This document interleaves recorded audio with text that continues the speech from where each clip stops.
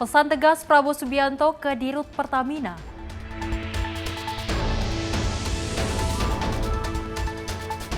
Komisi 8 DPR apresiasi KPK tetapkan ex-Menak tersangka.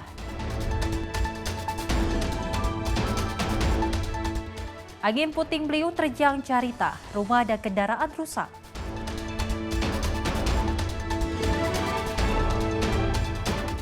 Seludupkan ratusan kilogram sabu, 3 orang pria ditangkap.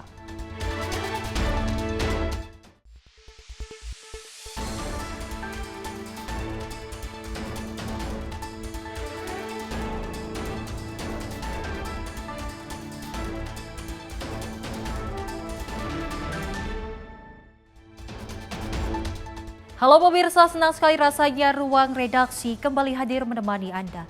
Selain 4 informasi utama tadi, kami akan menghadirkan informasi menarik lainnya untuk Anda. Bersama saya Selis Regar, ini dia Ruang Redaksi selengkapnya. Dan pemirsa, kita awali informasi di mana Presiden RI Prabowo Subianto pada Senin 12 Januari 2026 meresmikan infrastruktur energi terintegrasi Pertamina RDMP Balikpapan. Prabowo merupakan Presiden RI pertama yang resmikan kilang minyak dalam 32 tahun terakhir. Presiden RI Prabowo Subianto pada Senin 12 Januari 2026 meresmikan infrastruktur energi terintegrasi Pertamina RDMP atau Refinery Development Master Plan Balikpapan. Dalam sambutannya, Prabowo mengaku bangga bisa meresmikan proyek RDMP Balikpapan. Sebab ini merupakan proyek kilang minyak pertama yang berhasil dirampungkan Indonesia sejak 1994 alias 32 tahun lalu, ketika mantan Presiden Soeharto meresmikan proyek RDMP di Kilang Balongan, Jawa Barat. RDMP sendiri merupakan proyek pengembangan dan modernisasi kilang existing yang dimiliki PT Pertamina. Proyek dengan nilai investasi mencapai 7,4 miliar US dollar ini diharapkan bisa meningkatkan kapasitas produksi bahan bakar minyak atau BBM dalam negeri, sekaligus menekan impor BBM. Sebab pasca dimodernisasi, kilang ini memiliki kapasitas pengolahan minyak mentah sebesar 360.000 barel per hari, naik dari kapasitas sebelumnya 260.000 bph. Dengan peningkatan kapasitas pengolahan minyak mentah sebesar 100.000 bph, kilang Balikpapan mampu menambah produksi bensin sebanyak 5,8 juta kiloliter per tahun, 1,8 juta kiloliter diesel per tahun, aftur sebanyak 640.000 kiloliter, serta LPG sebanyak 336 kiloton per tahun. Dan berkat kilang ini, Indonesia bisa menekan impor BBM dan LPG dan menghemat devisa kurang lebih sebesar 68 triliun per tahunnya. Tadi kita sudah disebut bahwa acara seperti ini pernah dilakukan tahun 94. Berarti 32 tahun yang lalu. Ya lumayan, cukup bersejarah. Tentunya saya menyambut bahagia dan merasa sangat bangga atas yang kita hasilkan hari ini dengan peresmian ini. Dan saya ucapkan terima kasih kepada semua unsur, semua pihak, semua jajaran personelia yang bekerja keras sehingga kita berhasil mencapai hal ini. Para insinyur, para pekerja, aparat keamanan, pemerintah daerah, manajemen dan masyarakat Balikpapan serta Kalimantan Timur. Ini adalah prestasi yang sangat penting bagi negara dan bangsa. Bangga hari ini satu langkah lagi di bidang energi.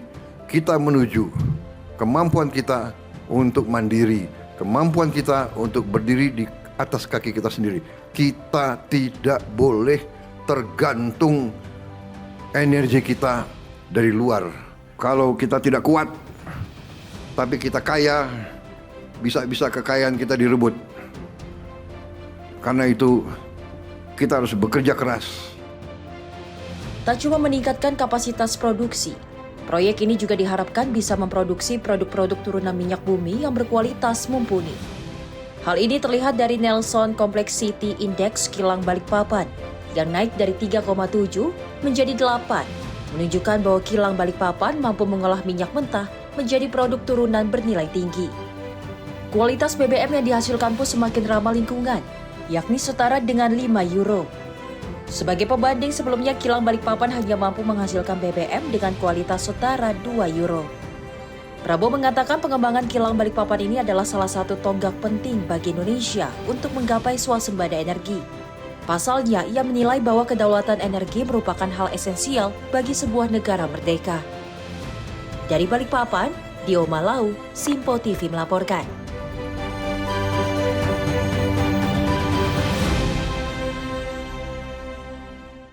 Presiden RI Prabowo Subianto menegaskan komitmennya untuk menghapus kemiskinan ekstrim di Indonesia paling lambat pada 2029. Menurut Prabowo, salah satu kunci utama untuk mencapai target tersebut adalah melalui pendidikan yang merata dan berkualitas. Presiden RI Prabowo Subianto menegaskan komitmennya untuk menghapus kemiskinan ekstrim di Indonesia paling lambat pada 2029. Tekad tersebut disampaikan Prabowo dalam pidato peresmian 166 sekolah rakyat terpadu yang tersebar di 34 provinsi yang dipusatkan di Banjarbaru, Kalimantan Selatan pada Senin kemarin. Prabowo menyatakan keyakinannya bahwa target tersebut bukan sekedar ambisi, melainkan tujuan yang realistis apabila didukung kerja keras dan keberanian mengambil langkah-langkah terobosan. Prabowo pun mengajak seluruh elemen bangsa untuk bersatu dan bergotong royong dalam menghadapi persoalan kemiskinan dan kelaparan. Menurut Prabowo, pembangunan nasional tidak boleh hanya berorientasi pada pertumbuhan ekonomi semata. Pertumbuhan menurutnya harus selalu disertai pemerataan agar benar-benar bermakna bagi sebuah bangsa. Cita-cita saya di akhir masa jabatan saya tahun 29 bahwa mereka yang berada di kemiskinan ekstrem, desil 1 dan 2 bisa kita rubah nasibnya. Kita bisa hilangkan kemiskinan ekstrem di Indonesia. Saya percaya itu bisa terjadi. Keberhasilan kita sangat banyak, tapi kalau saya rinci di sini saya kira panjang sekali. Bukan kita sombong, bukan kita membangga-banggakan, tapi kita harus bangga dengan prestasi. Kita harus bangga dengan bukti. Mari kita bersatu, mari kita kerjasama untuk menghilangkan kemiskinan dan kelaparan dari Indonesia. Kita bangkitkan semua kehidupan bangsa Indonesia. Pendidikan adalah sarana yang paling benar untuk menghilangkan kemiskinan. Tapi pendidikan butuh uang. Uang kita kalau dicuri, kalau dikorupsi, kurang untuk membangun semua sekolah, semua kampus yang kita ingin bangun. Salah satu instrumen utama yang ditekankan Prabowo untuk memutus rantai kemiskinan adalah pendidikan. Melalui program Sekolah Rakyat, pemerintah membuka akses pendidikan berkualitas gratis berasrama bagi anak-anak dari keluarga miskin dan tertinggal. Dari Banjarbaru, Kalimantan Selatan, Dio Malau, Simpo TV melaporkan. Masih dari Presiden Prabowo Subianto, pemirsa, yang memberi pesan tegas kepada Dirut Pertamina agar tidak segan memecat pegawai yang tidak bekerja dengan baik. Ia juga menekan agar seluruh jajaran Pertamina menjauhi korupsi dan menjalankan tugas untuk kepentingan rakyat.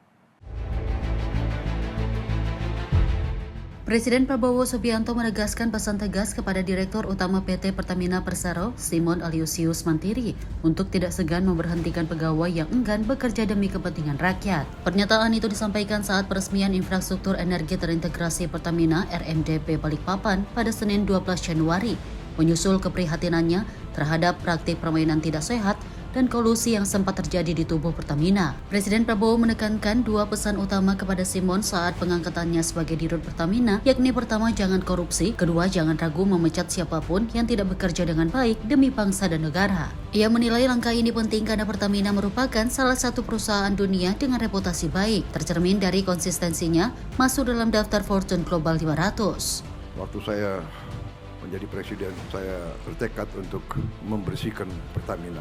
Saya angkat saudara Simon Aliusius dengan beberapa anak-anak muda dan saya beri tugas, jangan korupsi, jangan kau cari kaya di atas kepercayaan ini. Direktur Utama Pertamina sangat strategis. Anda bertanggung jawab atas sebuah perusahaan $100 miliar. Godaan akan banyak, tapi saudara harus teguh.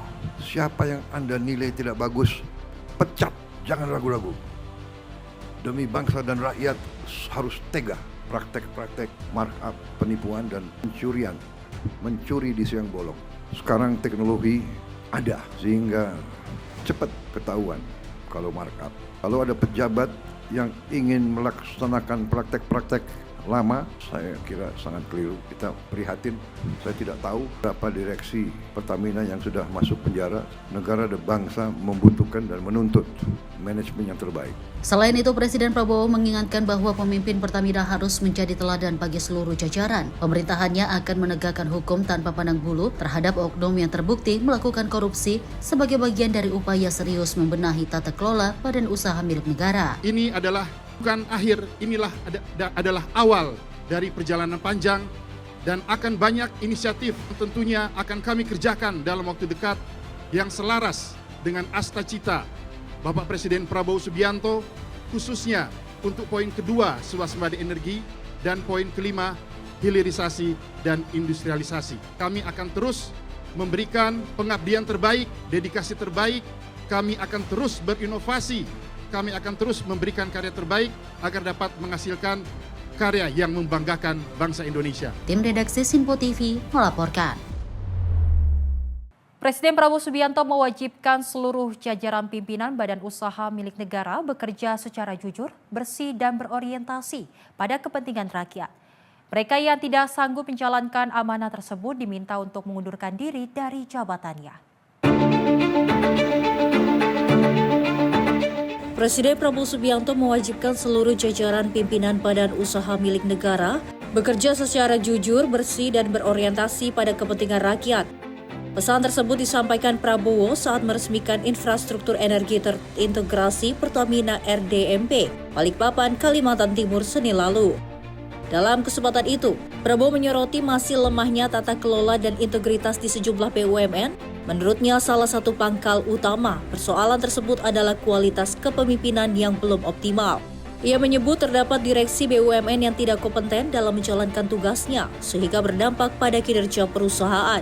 Bahkan lemahnya kepemimpinan tersebut membuat sejumlah BUMN harus menanggung kerugian yang tidak sedikit. Lebih lanjut, Prabowo mengaku gerah dengan praktik sejumlah direksi BUMN yang tetap meminta tantip, meski perusahaan yang mereka kelola membukukan kerugian. Menurutnya, tindakan tersebut tidak dapat diterima karena tidak sejalan dengan kinerja dan tanggung jawab yang diemban. Oleh karena itu, Prabowo mempersilahkan para direksi yang tidak mampu mengemban amanah tersebut untuk mundur dari jabatannya. Ia menegaskan bahwa memimpin BUMN berarti mengabdi kepada negara dan rakyat, bukan memperkaya diri sendiri. Terlalu banyak pengalaman kita. Direksi BUMN, saya katakan saja, tidak baik. Saya beri tugas kepada Kepala Danantara dan beberapa menteri-menteri yang bertanggung jawab untuk membersihkan semua BUMN. BUMN sangat banyak. Banyak yang rugi, sudah rugi, minta tantiam lagi.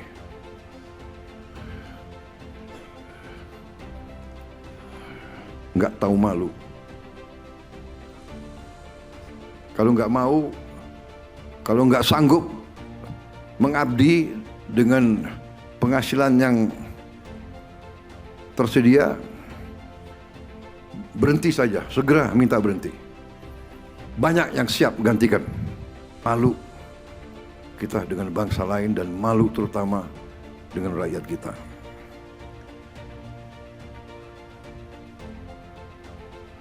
Praktek-praktek markup, penipuan. Markup itu adalah penipuan dan pencurian, mencuri di siang bolong.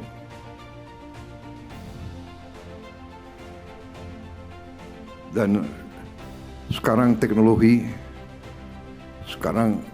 ada, sehingga cepat ketahuan kalau markup. Prabowo menegaskan bahwa pemerintahan yang dipimpinnya berkomitmen penuh membenahi tata kelola BUMN. Ia menekankan bahwa BUMN harus diisi oleh sosok-sosok yang memahami bahwa kekayaan negara wajib dikelola dengan prinsip tanggung jawab yang tinggi. Dari Balikpapan, Kalimantan Timur, Dio Malau, Sinpo TV melaporkan.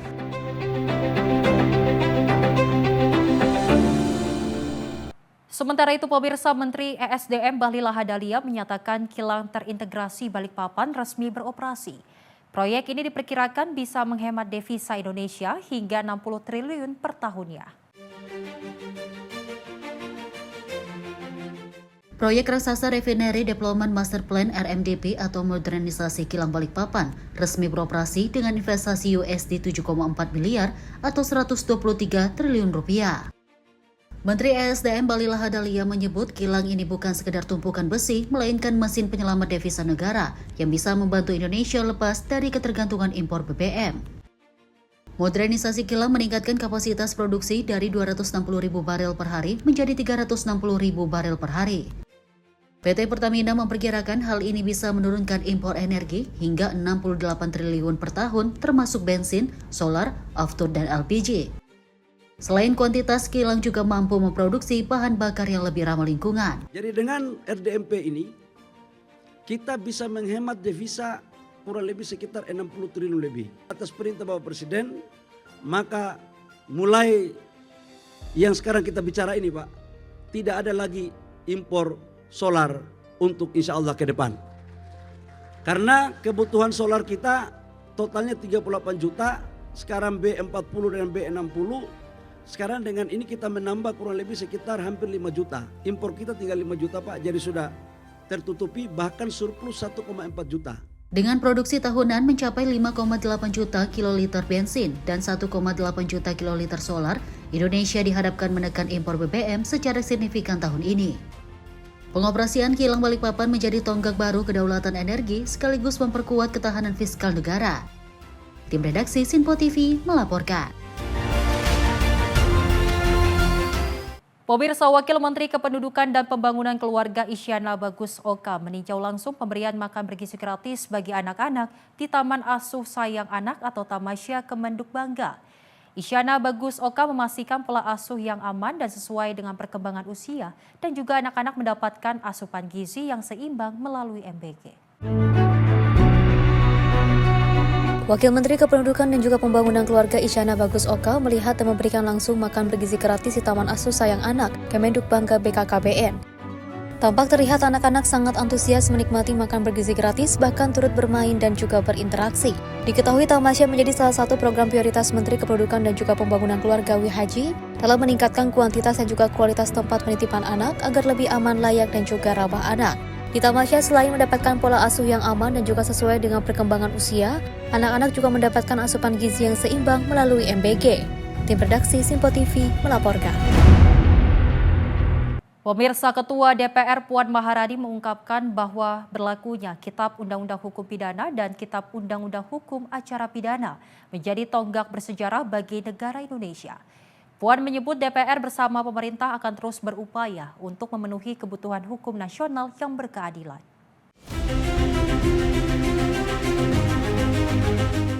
Kitab Undang-Undang Hukum Pidana dan Kitab Undang-Undang Hukum Acara Pidana telah berlaku pada 2026 ini. Ketua DPR Puan Maharani mengatakan berlakunya KUHP dan KUHAP menjadi tonggak bersejarah bagi Indonesia dalam rangka pembaruan hukum. Puan juga menyebut pihaknya bersama pemerintah akan terus mewujudkan hukum yang berkeadilan sesuai nilai-nilai Pancasila yang berakar pada kearifan lokal. Sidang Dewan yang terhormat, pada awal tahun ini telah mulai berlaku Undang-Undang tentang KUHP, Undang-Undang tentang KUHAP, dan Undang-Undang tentang penyesuaian pidana. Hal ini merupakan tonggak bersejarah bagi bangsa Indonesia dalam rangka pembaharuan hukum, demokratisasi hukum, dan harmonisasi hukum sehingga lebih sesuai dengan nilai-nilai Pancasila yang berakar pada kearifan lokal demi mewujudkan hukum yang berkeadilan. Pada masa persidangan ini, DPR RI bersama pemerintah akan terus berupaya untuk memenuhi kebutuhan hukum nasional yang telah disepakati bersama dalam program legislasi nasional atau Prolegnas. Pembahasan rancangan undang-undang tidak selalu dapat diselesaikan dalam waktu singkat. Adanya pendalaman materi, proses dialog untuk menyerap aspirasi masyarakat, serta perbedaan pandangan antara pemerintah dan DPR yang perlu diselaraskan secara cermat. Dari Jakarta, Farizal Ahmad Amin, Sinpo TV melaporkan. 3 bulan jelang ibadah haji 2026, Kementerian Haji memberikan perhatian khusus terhadap pengguna media sosial kepada para calon jemaah haji. Untuk itu, petugas haji diminta membantu mensosialisasikan kepada para calon jemaah haji saat menjalani ibadah haji di Tanah Suci. Kementerian Haji dan Umroh mengajak seluruh petugas haji dan jamaah haji untuk bijak dalam menggunakan media sosial selama menjalani serangkaian ibadah haji, baik sebelum pemberangkatan maupun saat menjalani ibadah haji di Arab Saudi. Direktur Bina Petugas Haji Reguler Kementerian Haji dan Umroh, Chandra Sulistyo Reksoprojo, mengatakan otoritas Arab Saudi sangat ketat dalam melakukan pemantauan media sosial pada ibadah haji tahun ini. Untuk menghindari permasalahan dan demi kelancaran proses ibadah haji, Kementerian Haji menghimbau agar petugas haji dan jamaah haji berhati-hati dalam menggunakan media sosial di Tanah Suci. Pertama-tama hati-hati menggunakan medsos di Saudi, itu satu poin dulu ya. Di sana tuh canggih sekali, mereka bisa melacak kita. Mereka bisa tahu aja gitu kan, terkadang apa yang kita beritakan atau yang tahun berapa kita beritakan pun mereka terkadang bisa melacak itu. Sehingga gunakanlah ya, media itu benar-benar sangat hati-hati. Yang pertama adalah kita harus ingat ya jemaah besok tujuannya ibadah. Jangan dicederai karena ingin mencari kejelekan pihak lain. Kita berada di Tanah Suci kok di sana, di Tanah Haram, hati-hati. Sekali kita juga apa istilahnya berbuat yang tidak layak, ya who knows lah. Entahlah apa itu agar jemaah ingat selalu lah itu, sehingga terus kita bisa mengingatkan para jemaah positive thinking, ya sampaikan kabar yang baik, ingat ini di Tanah Haram dan sebagainya. Dari Jakarta, Ferdi Setiawan, Simpo TV melaporkan. Sementara itu, pemirsa, Partai Demokrat menggelar perayaan Natal 2025 di Jakarta dengan mengusung subtema Partai Demokrat berdoa bagi keselamatan bangsa, serta peduli dan juga berbagi. Hal unik terjadi di mana mantan Presiden Indonesia Susilo Bambang Yudhoyono tampak mewakili Ketua Umum Partai Demokrat Agus Harimurti Yudhoyono saat memberikan kata sambutan. Presiden ke-6 RI sekaligus Ketua Majelis Tinggi Partai Demokrat Susilo Bambang Yudhoyono mengungkapkan dirinya mewakili Ketua Umum Partai Demokrat Agus Harimurti Yudhoyono yang tengah mendampingi Presiden Prabowo dalam agenda di Kalimantan. Mewakili anaknya, SBY juga menjelaskan alasan AHY tidak hadir sebagai bentuk tanggung jawab pelayanan untuk bangsa dan negara menjadi prioritas, setelah itu baru partai. Meski tidak hadir langsung, sang Ketua Umum Partai tetap memberikan sambutan melalui rekaman video serta memberikan salam Natal bagi para tamu Natal yang hadir di lokasi. Hal ini disampaikan SBY saat memberi kata sambutan pada perayaan Natal Partai Demokrat 2025 di Hotel Bidakara, Jakarta pada Senin malam. Dalam sambutannya, SBY juga menegaskan peran seluruh pihak untuk menjaga kerukunan umat beragama dan juga persatuan, terkhusus bagi para pemimpin di tanah air. Menjaga persatuan dan kerukunan, unity in diversity, harmony in diversity, bukan not to be taken for granted. Harus dijaga, dirawat sampai kapanpun.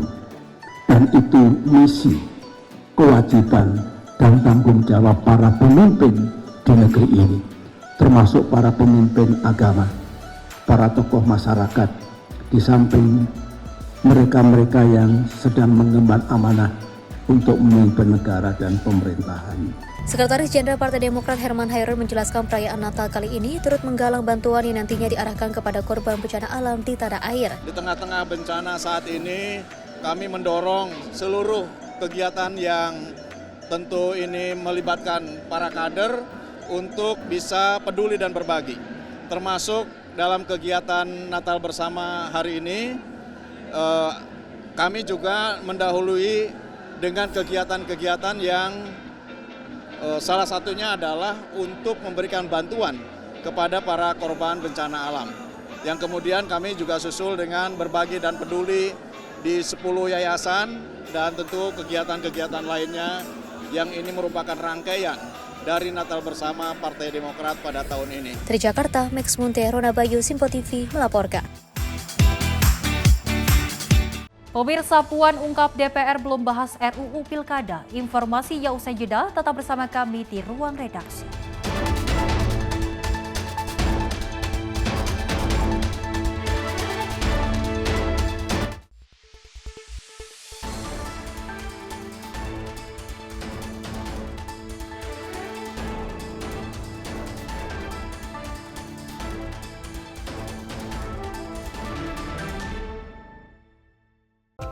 Horas Maju Ajo Medan. Untuk Anda yang berada di Bandar Baru, Sumatera Utara, kini Simpo TV hadir di channel digital 28 UHF. Jangan lupa terus lakukan scan ulang secara berkala agar Simpo TV hadir sebagai televisi terbaik di layar kaca Anda. Simpo TV, referensi berita politik masa kini.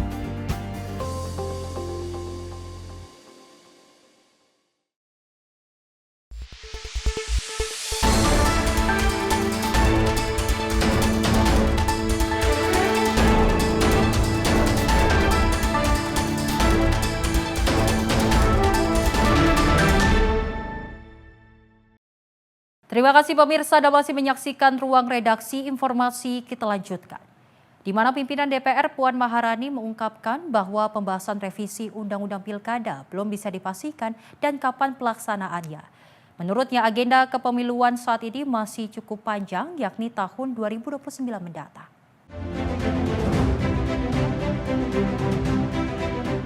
Kabar pemilihan kepala daerah dipilih melalui DPRD ataupun tidak saat ini tengah menjadi perbincangan hangat kalangan masyarakat maupun partai politik.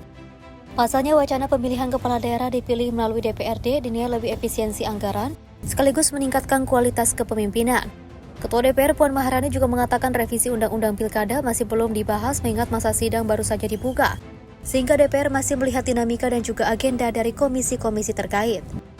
Puan menilai agenda kepemiluan seperti pemilihan presiden, pemilihan kepala daerah maupun pemilihan legislatif masih cukup lama pada tahun 2029 mendatang. Kita lihat lagi nanti bagaimana komunikasinya itu berjalan. Karena kan pilkadanya aja masih lama, yang akan berjalan duluan itu nanti kan pileg dan pilpresnya aja belum.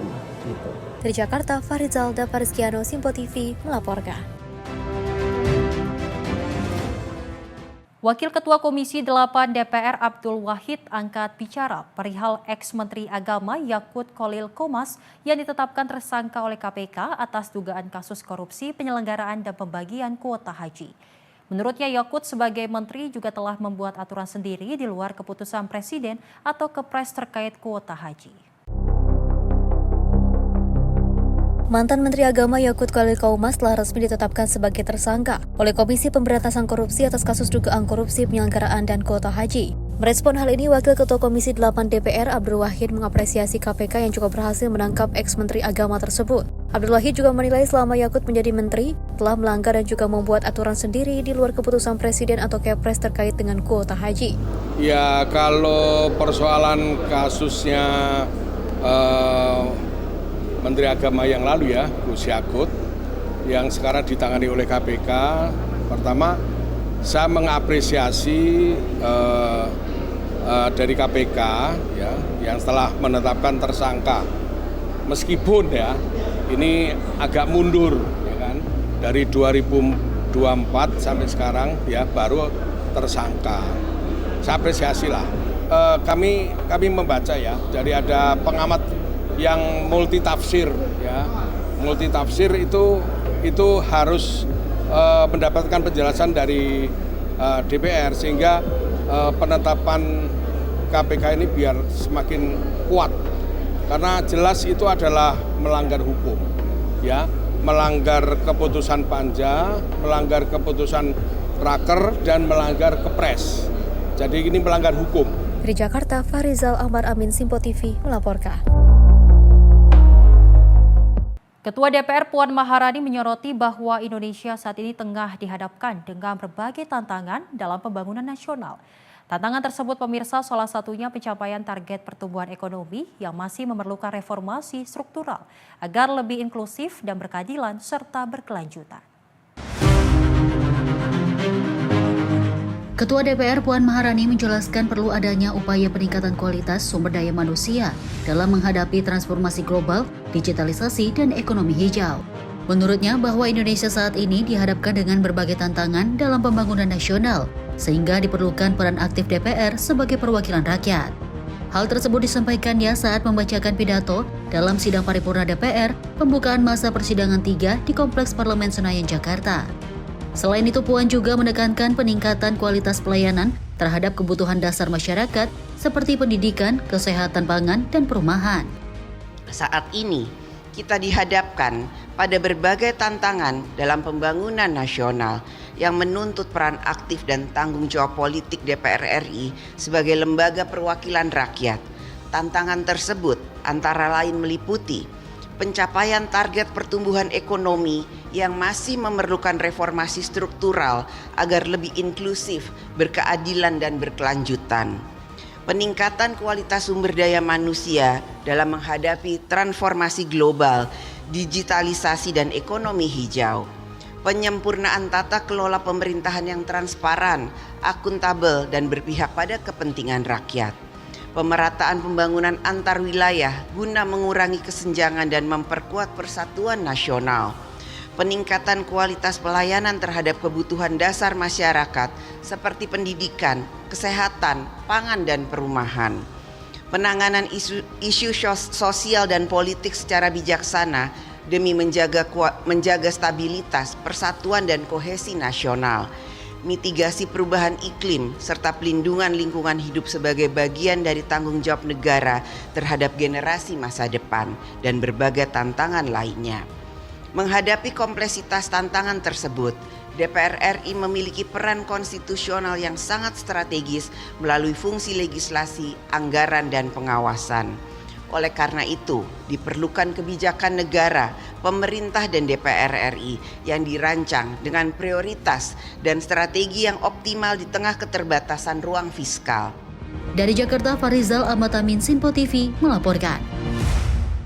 Masih dari pimpinan DPR, Puan Maharani pemirsa yang menyampaikan bahwa pihaknya akan melakukan pengawasan terhadap berjalannya roda pemerintahan dalam sejumlah isu yang menjadi prioritas. Hal ini mencakup seperti ketersediaan BBM, listrik, dan pangan pasca bencana di wilayah Sumatera, serta evakuasi warga negara Indonesia di negara-negara konflik.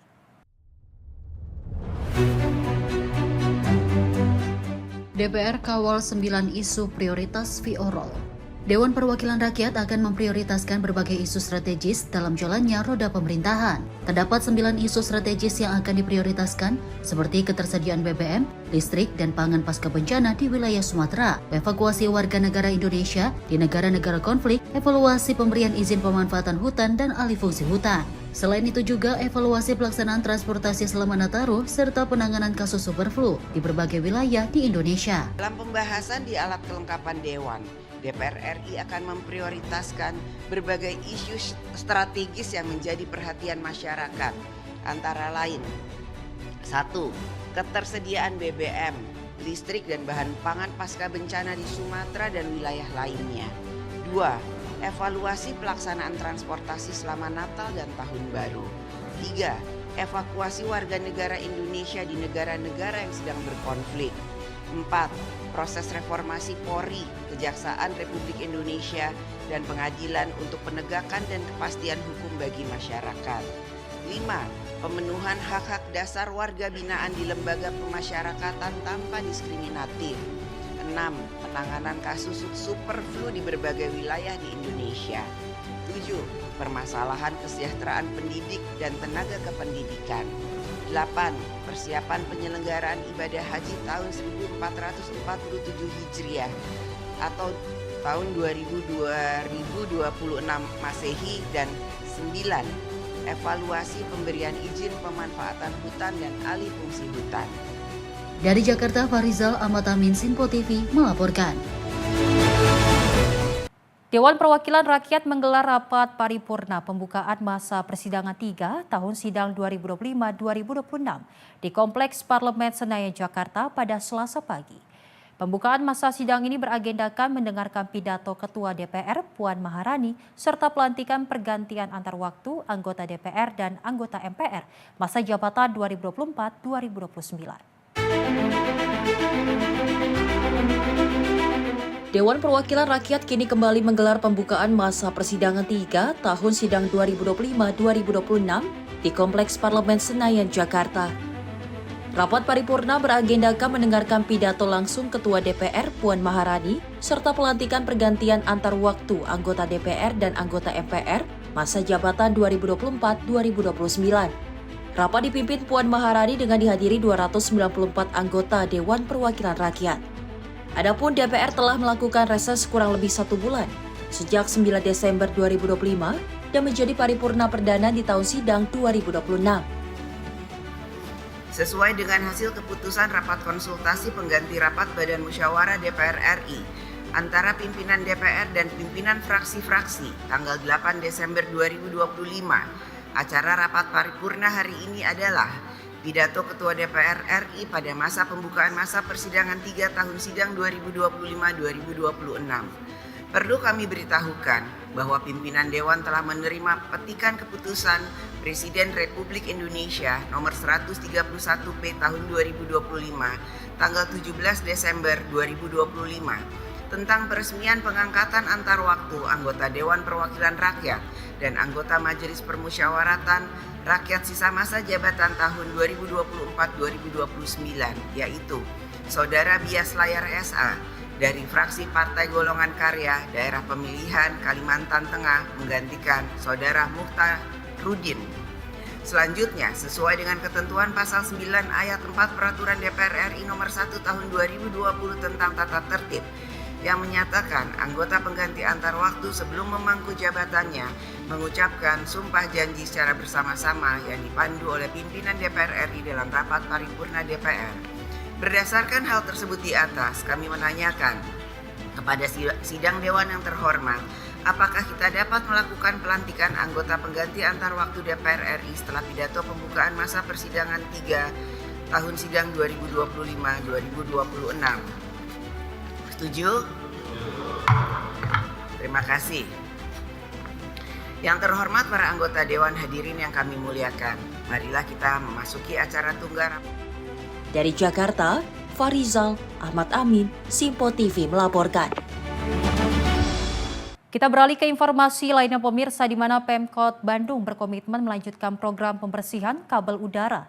14 ton kabel di Jalan Buah Batu, Kota Bandung telah diturunkan. Percepatan pengangkutan dilakukan dengan mengerahkan seluruh kendaraan dan peralatan yang tersedia.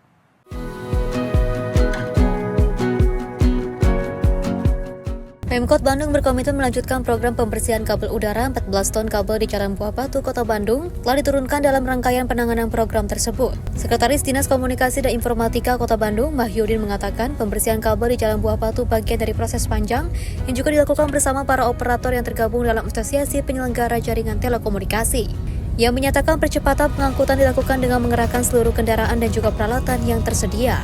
Hal ini dilakukan agar area bawah jalan juga bersih dan nyaman, tidak menyisakan tumpukan kabel. Bekerjasama dengan operator di bawah Abjatel, yaitu kita melakukan normalisasi, pembersihan jalur ducting, penurunan kabel, pengaktifan kabel, pengguntingan kabel yang di atas, terus pemotongan tiang. Nah sekarang sisa-sisa potongan kabel ini kita transitkan dulu di sini dan memang sudah diskedul akan diangkut. Maka kita kerahkan semua kendaraan dan peralatan untuk mempercepat proses pengangkutan. Setelah penataan kabel di Jalan Buah Batu rampung, Pemkot Bandung bersama dengan Abjatel akan melanjutkan penertiban kabel udara ke ruas jalan lain. Adapun setelah Jalan Buah Batu, penataan akan dilanjutkan ke Jalan Muhammad Toha dan juga Jalan Gopo. Tim redaksi Simpo TV melaporkan. Dan dari Gubernur Banten Andra Soni secara resmi melakukan peletakan batu pertama pembangunan Sekolah Rakyat Provinsi Banten. Kegiatan tersebut pemirsa dilaksanakan di Jalan Ciomas, Desa Koranji, Kecamatan Cadasari, Kabupaten Pandeglang, Banten pada Senin 12 Januari 2026.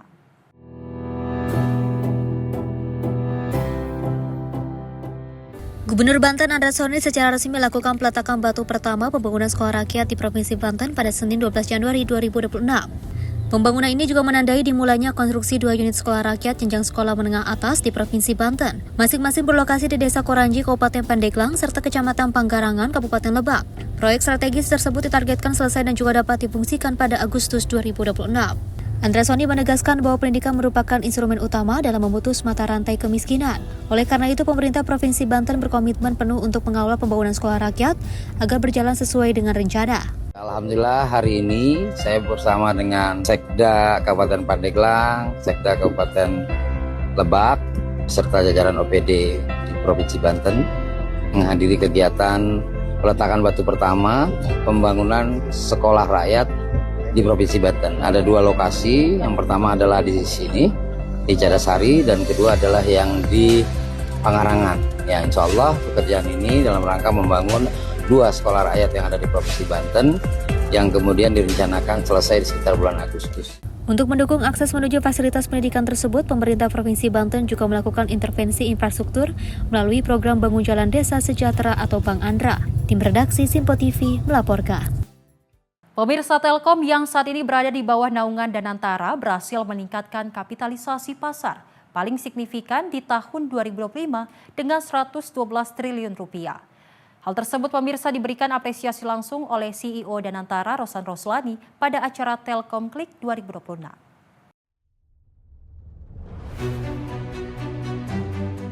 Berlangsung di Jakarta pada Kamis 8 Januari 2026, Rosan Roslani mengungkapkan rasa terima kasihnya kepada seluruh jajaran Telkom Group yang telah membuat masyarakat percaya atas kinerja dan transformasi bisnisnya, sehingga berhasil meningkatkan kapitalisasi pasar hingga 112 triliun rupiah. Rosan mengungkapkan nilai market cap BUMN berhasil melonjak 20% atau sekitar 348 triliun rupiah sejak Badan Pengelola Investasi Danantara diluncurkan pada Februari 2025 lalu. Rosan mengajak para insan Telkom Group untuk mengubah mindset menjadi jawara di tingkat global bukan hanya nasional, dengan meningkatkan kualitas sumber daya manusia, administrasinya, dan cara kerjanya untuk mendukung target pertumbuhan ekonomi nasional mencapai 8% pada 2029 mendatang. Insya Allah kita ingin mencapai 8% di tahun 2029. Kalau tidak ada Telkom, saya bisa pastikan ini tidak akan bisa tercapai. Terima kasih karena kontribusi dan transformasi yang mulai dijalankan di Telkom Group secara keseluruhan ini mendapatkan respon yang positif. Tetapi yang ingin saya tambahkan adalah akselerasinya harus kita percepat. Jadi peran Telkom ini sangat vital. Yuk mindsetnya kita rubah.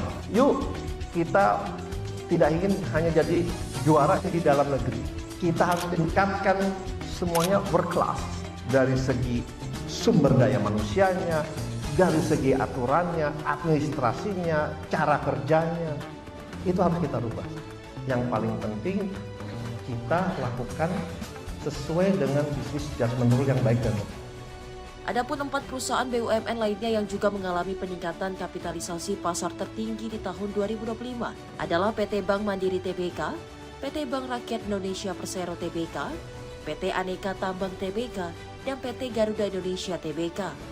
Tim redaksi Simpo TV melaporkan. Dan sebanyak 34 pendaratan penerbangan di Bandara Soekarno-Hatta, Tangerang, Banten dialihkan ke sejumlah bandara alternatif akibat cuaca buruk. Kebanyakan pendaratan yang dialihkan merupakan penerbangan rute domestik. Kondisi cuaca di kawasan Bandara Soekarno-Hatta mengalami cuaca buruk. Hujan lebat disertai awan tebal menyebabkan jarak pandang di landasan tidak memenuhi batas minimum untuk proses pendaratan. Sebanyak 34 pendaratan penerbangan pesawat di Bandara Soekarno-Hatta, Tangerang, Banten dialihkan ke bandara alternatif akibat cuaca buruk. Kebanyakan pendaratan yang dialihkan merupakan penerbangan rute domestik. Hal ini dilakukan lantaran demi keamanan para penumpang dan penerbangan di situasi cuaca ekstrim, mengingat hujan deras sejak pagi hingga siang hari. Selain itu ada sebanyak 12 pesawat yang berputar-putar di langit Jakarta selama 20 hingga 30 menit dan kemudian mendarat di landasan Bandara Soekarno-Hatta setelah dinyatakan aman. Menurut General Manager Airnav Indonesia Cabang Jakarta Air Traffic Service Center, Widodo mengatakan, kondisi cuaca buruk akibat hujan deras membuat sejumlah pesawat tidak dapat mendarat dan akhirnya pesawat berputar-putar di langit Jakarta selama 20 hingga 30 menit. Adapun pesawat yang tidak dapat mendarat di Bandara Soekarno-Hatta akibat cuaca buruk tersebut, ada sebanyak 34 penerbangan yang akhirnya dialihkan pendaratan di bandara terdekat seperti Palembang, Yogyakarta, Pangkal Pinang, Lampung, dan Singapura. Sampai dengan pukul 14.15 ini yang pesawat tidak bisa landing atau boleh dibilang divert ke Soekarno-Hatta sebanyak 34 pesawat, sementara yang gagal landing setelah mencapai 12 pesawat yang tidak gagal, tapi ada yang juga yang habis gagal landing dia bisa landing. Nah itu jadi yang itu bisa kita lakukan untuk penyelamatan penerbangan di Soekarno-Hatta. Delay dalam hal ini data ada di pihak Bandara Udara Internasional Soekarno-Hatta, sehingga Kami hanya melayani penerbangan untuk yang melakukan perdekatan maupun yang divert ke bandara-bandara di sekitar Soekarno-Hatta. Sementara itu penumpang Rizky dari Lombok mengatakan pesawatnya mengalami keterlambatan tiba di Jakarta akibat dampak cuaca buruk. Ada faktor apa sih Bang bikin telat gitu? Hujan besar ada. Telatnya berapa lama Bang? Telatnya 1 jam lebih ya. Itu pesawat sempat muter-muter apa gimana Bang? Iya muter-muter pesawatnya karena hujan besar, terus sempat ada petir juga. Bang tadi di pesawat sempat ada turbulensi nggak sih Bang? Iya sempat ada. Berapa kali? Sekitar 5 kalian. Diketahui pada saat cuaca buruk terjadi, pendaratan penerbangan di Bandara Internasional memang kerap terjadi.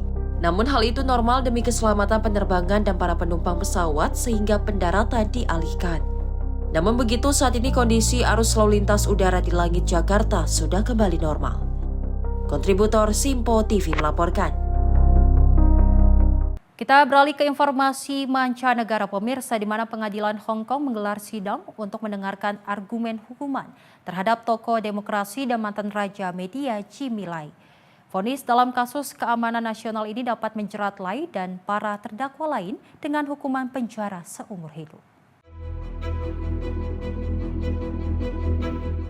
Jimmy Lai, pendiri surat kabar Apple Daily yang kini telah ditutup, hadir di ruang sidang pada hari Senin untuk mengikuti sidang mitigasi selama 4 hari. Presiden Amerika Serikat Donald Trump yang sebelumnya menyinggung kasus Lai dalam komunikasi dengan Tiongkok mengaku merasa sangat prihatin atas putusan tersebut. Lai yang kini berusia 78 tahun ditahan sejak tahun 2020 setelah ditangkap berdasarkan Undang-Undang Keamanan Nasional yang diberlakukan Beijing pasca gelombang protes besar di Hong Kong. Saat memasuki ruang sidang, Lai terlihat menyatukan telapak tangannya, tersenyum dan menyapa para pendukung di galeri publik. Sejak subuh, puluhan warga terlihat mengantre di luar gedung pengadilan demi mendapatkan tempat untuk menyaksikan sidang. Seorang pensiunan bernama Simon Ng mengaku telah menunggu sejak Jumat pagi. Ia menyatakan ingin menunjukkan bahwa Jimmy Lai tidak sendirian. Dalam putusannya, 3 hakim yang ditunjuk pemerintah menyebut Lai sebagai aktor utama dalam konspirasi. Mereka menilai Lai secara konsisten mengajak Amerika Serikat untuk menekan pemerintah Tiongkok. Tim pengacara Lai berargumen, seruan sanksi asing dilakukan sebelum Undang-Undang Keamanan Nasional berlaku dan merupakan bagian dari kebebasan berpendapat. Namun hakim menolak dalih tersebut. Tim redaksi Simpo TV melaporkan. Sebuah video menunjukkan agen federal turun ke jalan dan menyerbu sebuah rumah di Minneapolis pada Minggu kemarin. Penangkapan ini terjadi di tengah ketegangan yang muncul sejak penembakan wanita oleh petugas imigrasi di kota tersebut.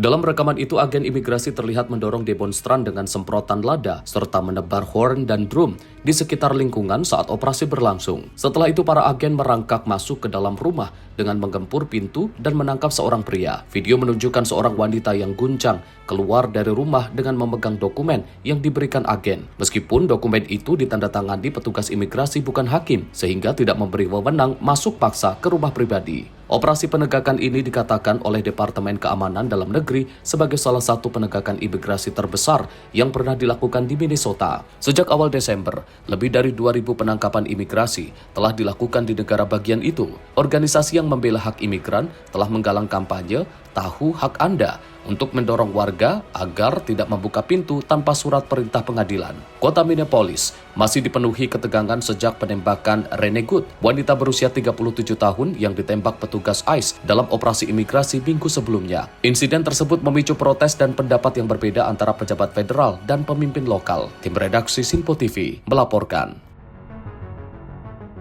Pemirsa, informasi menarik lainnya akan kami hadirkan usai jeda. Tetap bersama kami di Ruang Redaksi.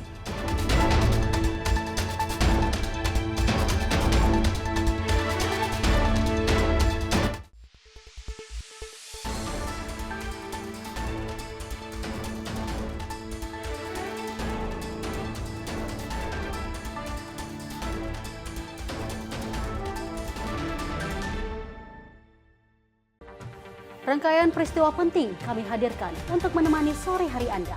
Regulasi penyiaran yang dinilai peringatan Bastille Day di Play. Pramono menegaskan Pemprov DKI dalam keadaan selamat di atas. Mengabarkan berita yang relevan dengan kondisi hari ini sebagai rujukan informasi menjelang malam tiba. Yang menyelundupkan kokain yang Menteri Pertanian menyampaikan tindak pidana perampokan dan pembunuhan. Lakukan langkah pengawasan secara langsung. Jangan lewatkan dalam Menyapa Indonesia Petang Setiap hari hanya di Simpo TV.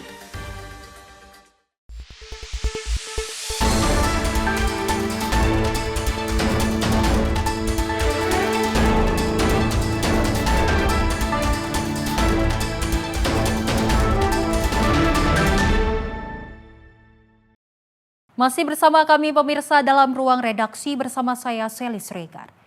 Di mana Satgas Yonzipur 1 Bukit Barisan terus mempercepat pembangunan jembatan Aramco di Kota Padang Sidimpuan, Sumatera Utara. Jembatan ini menjadi akses vital warga yang sempat terputus akibat banjir bandang 1 bulan lalu. Satgas Yonzipur 1 Bukit Barisan bersama Yonzipur 1 DD, Zidam 1 Bukit Barisan, dan Kodim Tapanuli Selatan terus memaksimalkan pembangunan jembatan Aramco di Kelurahan Lubuk Raya, Padang Sidimpuan. Hingga saat ini jembatan dengan panjang 12 meter tersebut telah mencapai progres pembangunan 80%. Kini jembatan sudah dapat dilalui oleh pejalan kaki serta kendaraan roda 2 maupun roda 4. Sejumlah pekerjaan masih terus dilanjutkan, antara lain pembangunan tiang utama, pemasangan besi pengaman, serta pemadatan pada jembatan. 1 unit alat berat milik pemerintah Kota Padang Sidimpuan turut diterjunkan untuk mempercepat proses pekerjaan. Warga pun menyampaikan rasa syukur dan terima kasih atas pembangunan jembatan ini. Menurut warga, kehadiran jembatan Aramco sangat membantu aktivitas sehari-hari, terutama untuk mobilitas dan perekonomian masyarakat pasca bencana. Kami bersyukur dan kami senang, kami berbesar hati. Semoga-mogahan Bapak Kasat sama Bapak Presiden Prabowo diberikan umur yang panjang sama rezeki yang berkah. Kehadiran jembatan ini diharapkan dapat segera memulihkan konektivitas serta mendukung aktivitas sosial dan perekonomian masyarakat pasca bencana. Jihan Nabila, Simpo TV melaporkan.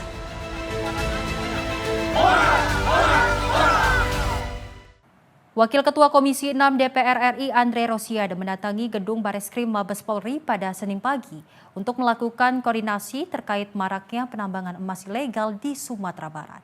Koordinasi ini dilakukan agar kasus seperti Nenek Sauda yang menjadi korban kekerasan lantaran menolak penambangan ilegal tidak terulang kembali.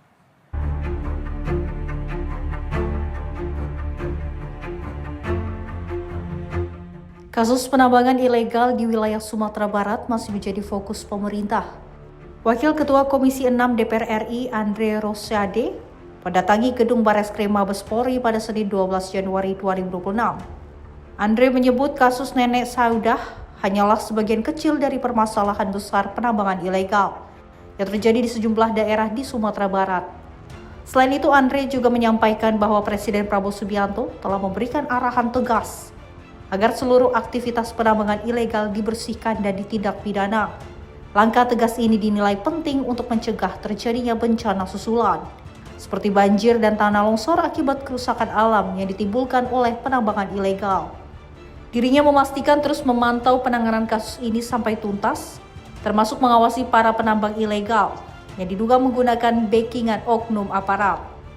Hal tersebut sejalan dengan arahan Kapolri yang menegaskan tidak ada tempat bagi aparat yang melindungi atau membacking kejahatan penambangan ilegal.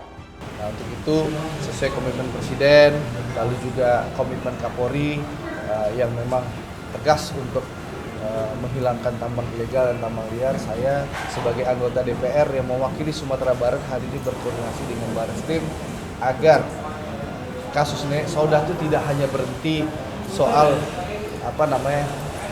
kasus pidana penganiayaan, tapi memang ada kasus yang lebih besar, yaitu tambang ilegal atau tambang liar. Untuk itu kita tidak ingin orang-orang yang selama ini berlindung dan kebal para penambang liar ini selamat. Untuk itu saya datang agar ada penegakan hukum yang konkret dan terukur dan jelas.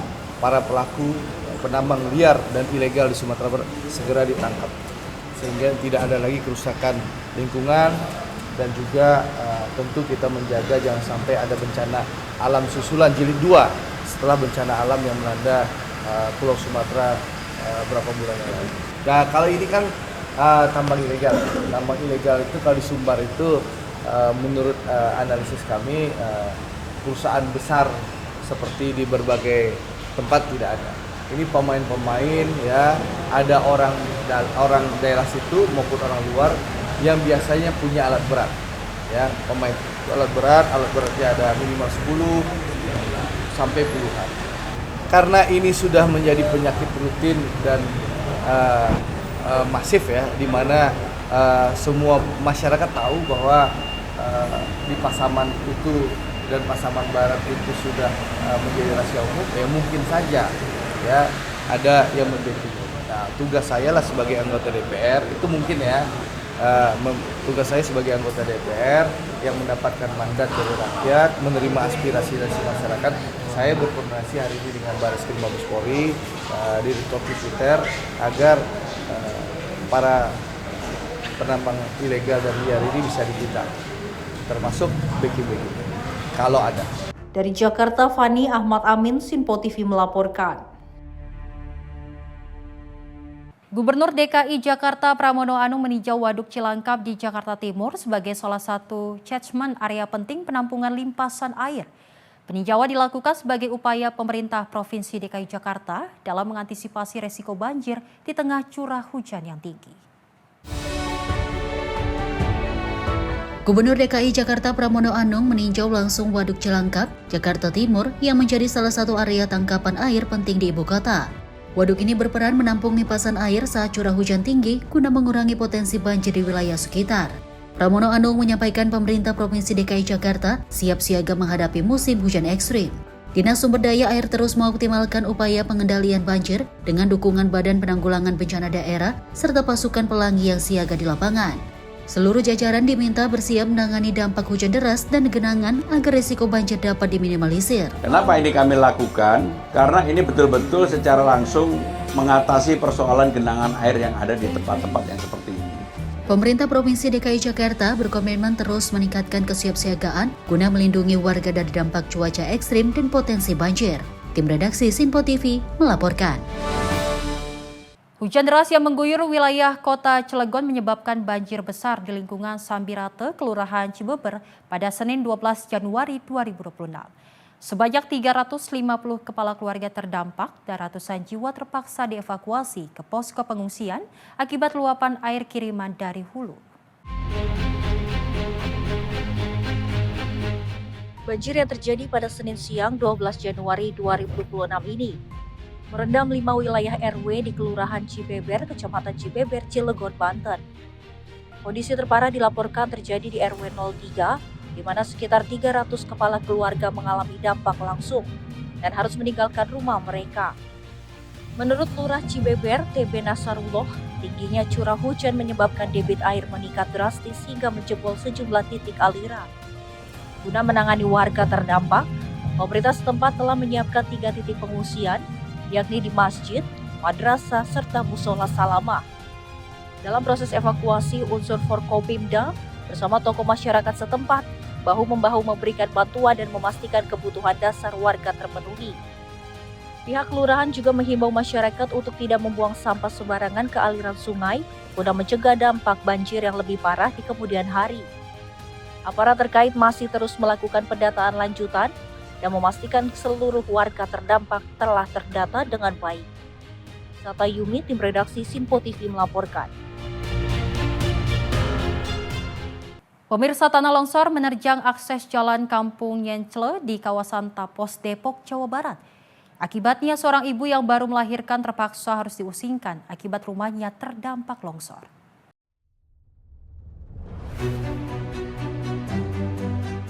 Beginilah kondisi jalan yang merupakan akses jalan warga Kampung Nyencle, Tapos, Kota Depok. Terdapat 2 rumah warga yang halaman depannya tergerus longsor akibat diguyur hujan. Salah satu rumah terdampak di antaranya adalah milik seorang ibu yang baru saja melahirkan. Akibat longsor, ibu bersama bayinya ini terpaksa diungsikan ke tempat yang lebih aman. Menurut Lurah Cilangkap, Galih Catur Prasatya.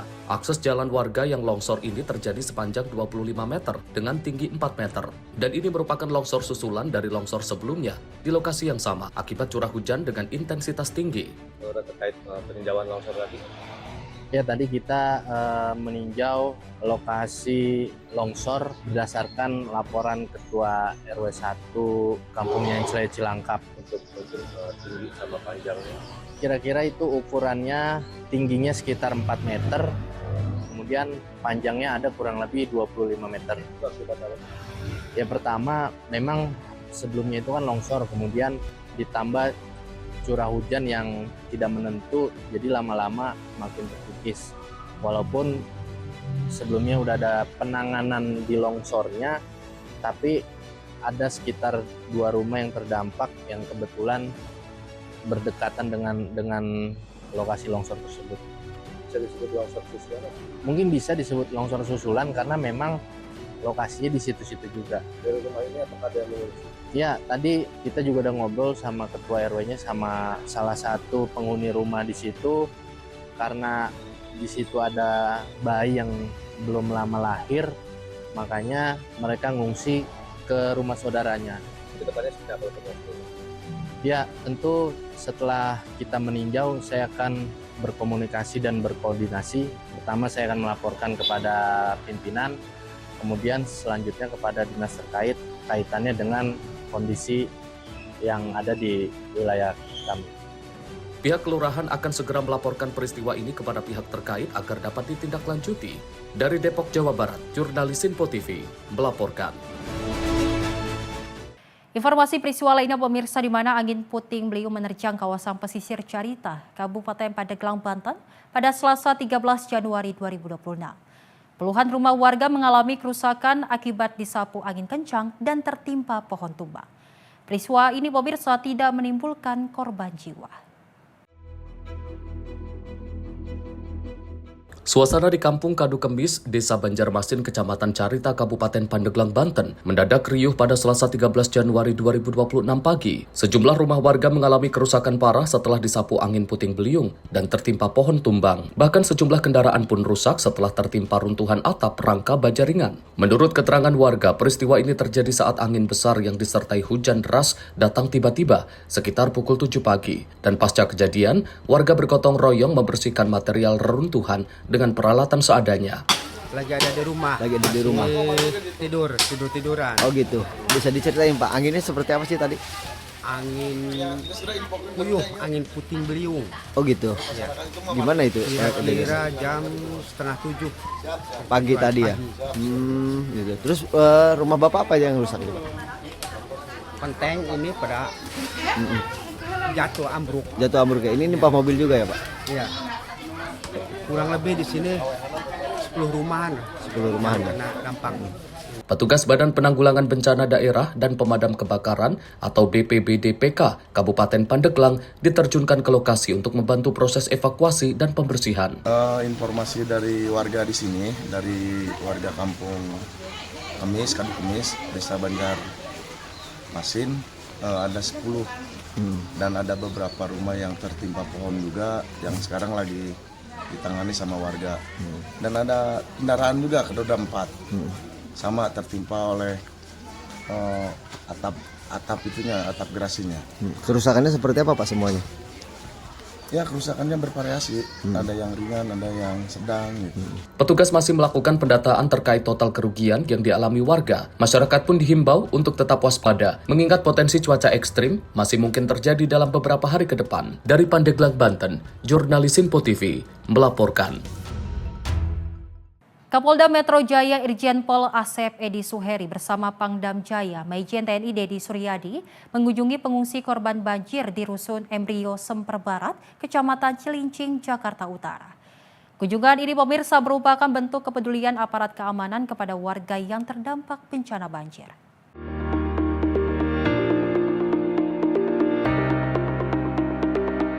Kapolda Metro Jaya Irjen Pol Asep Edi Suheri bersama dengan Pangdam Jaya Majen TNI Dedi Suryadi meninjau langsung kondisi pengungsian banjir di Rusun Embrio RW 4, Kelurahan Semper Barat, Kecamatan Cilincing, Jakarta Utara pada Senin 12 Januari 2026. Rombongan tiba di lokasi sekitar pukul 20.12 menit waktu Indonesia Barat dan disambut oleh unsur Muspiko Jakarta Utara, aparat wilayah serta tokoh masyarakat setempat. Dalam kesempatan tersebut, Kapolda dan Pangdam berdialog langsung dengan para pengungsi serta mendengarkan aspirasi dan juga kebutuhan warga melalui Ketua RW 4. Sebagai bentuk perhatian, Kapolda dan juga Pangdam menyerahkan bantuan sembako secara simbolis kepada perwakilan pengungsi.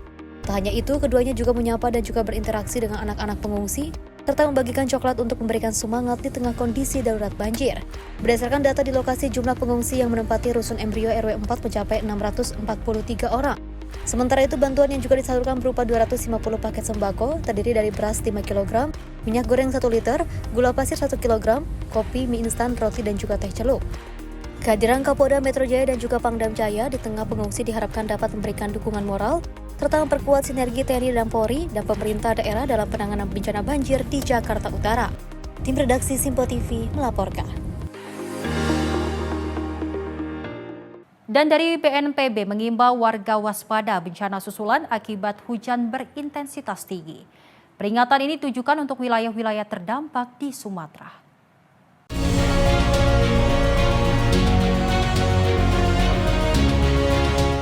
Dalam paparan situasi dan progres penanganan pasca bencana di gedung BNPB Jakarta 9 Januari, Kepala Pusat Data Informasi dan Komunikasi Kebencanaan BNPB, Abdul Muhari menghimbau pemerintah daerah dan masyarakat untuk meningkatkan kewaspadaan terhadap potensi bencana susulan. Cuaca ekstrim masih terjadi di beberapa wilayah Sumatera, termasuk daerah terdampak bencana, sehingga pemantauan cuaca dilakukan secara intensif bersama BMKG setiap 3 jam. BNPB menekankan pentingnya optimalisasi modifikasi cuaca untuk mencegah hujan ekstrim yang dapat memicu bencana susulan. Salah satu contohnya terjadi di Bener Muria, Aceh, di mana luapan air tercatat di beberapa titik akibat hujan intensitas tinggi. Kita operasi modifikasi cuaca hingga saat ini masih optimal 3 pesawat per provinsi. Dan terus kita lakukan dalam 1 minggu terakhir ini sudah rotasi 24 jam, tapi alhamdulillah ini tidak meluap ke pemukiman dan tidak ada korban atau kerugian material yang signifikan. Sekiranya hujan intensitas tinggi turun sudah lebih dari 2 jam dan kerapatan hujan atau intensitas hujan cukup lebat, maka secara mandiri evakuasi dulu untuk sementara menghindari titik-titik yang mungkin saja terjadi bencana banjir atau longsor susulan. Abdul Muhari meminta masyarakat tetap waspada dalam beberapa hari ke depan. Daerah rawan hujan intens di Aceh antara lain Aceh Selatan, Aceh Singkil, Subulus Salam, Pidi Jaya, Aceh Barat, dan Nagan Raya. Sementara di Sumatera Barat dan Sumatera Utara hujan diperkirakan mengguyur hampir merata, sehingga pemerintah daerah diminta mengingatkan warganya untuk tetap selalu waspada. Tim redaksi Simpo TV melaporkan. Pemirsa, informasi terkait peristiwa akan kami hadirkan usai jeda. Tetap bersama kami di Ruang Redaksi.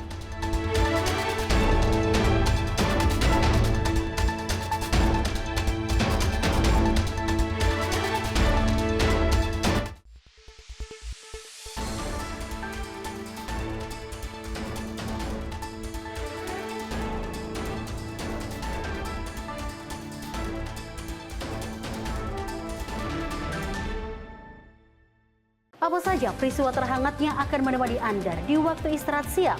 Penting dengan Perdana Menteri Malaysia Anwar Ibrahim. Polisi menyita barang bukti dan beroperasi di Terminal 1B. Ia menyebut GBN bukan sekedar pameran. Beragam isu dan kejadian yang sedang menjadi sorotan kami sajikan secara aktual dan terpilih. Dan Wakil Ketua DPR RI Dasko ke masyarakat. Sebelumnya semua portal secara serentak. Jangan lewatkan Menyapa Indonesia Siang setiap Senin hingga Jumat hanya di Simpo TV.